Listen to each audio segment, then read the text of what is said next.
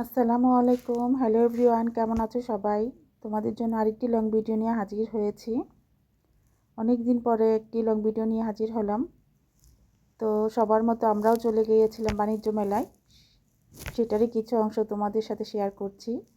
প্রথমে ঢুকতেই আমরা একটা আইসক্রিমের প্যাভিলিয়ন দেখতে পেলাম।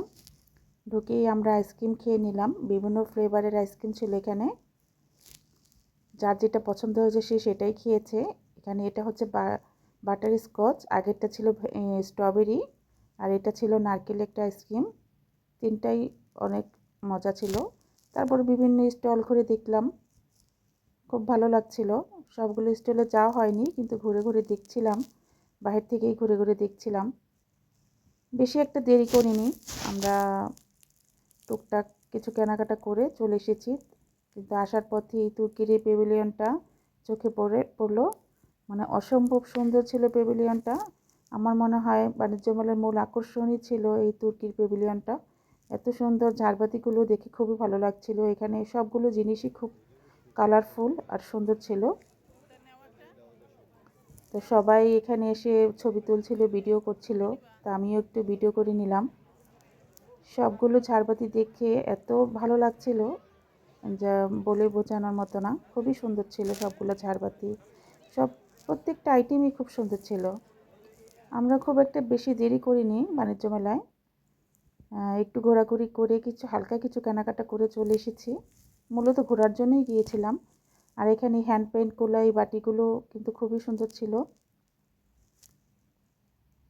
সবাই এখানে ভিড় জমিয়েছিল। তুর্কি প্যাভিলিয়নের মধ্যেই বেশি ভিড় ছিল। তারপর আমরা একটু দেখে একটু কিছু কেনাকাটা করে বের হয়ে আসি। আর এই ফোয়ারাটা দেখে একটু ভিডিও করে নিলাম, খুবই ভালো লাগছিল। তারপর আমরা বাণিজ্য মেলা থেকে বাসায় চলে আসি। বাসায় চলে আসার পর দেখতে পাই আমার মেজো বোনের হাজব্যান্ড, তারা নতুন ফ্ল্যাটে উঠে গেছে।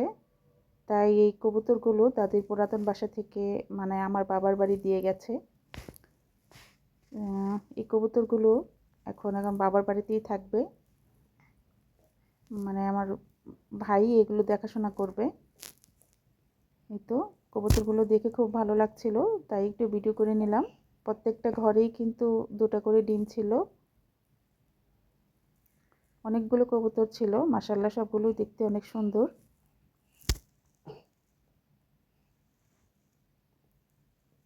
তা এই ছিল আজকের ভিডিও। আলহামদুলিল্লাহ, সবাই ভালো থাকবে, সুস্থ থাকবে, আর আমাদের জন্য দোয়া করবে। সবাই সবার সাথে একসাথে কাজ করে এগিয়ে যাব ইনশাল্লাহ। এখানে একটা কবুতরের একটা ছোট্ট বাচ্চাও ছিল, বাচ্চাটা দেখতে অনেক কিউট ছিল। তা আজকের মতো বিদায় নিলাম। আল্লাহ হাফেজ সবাইকে।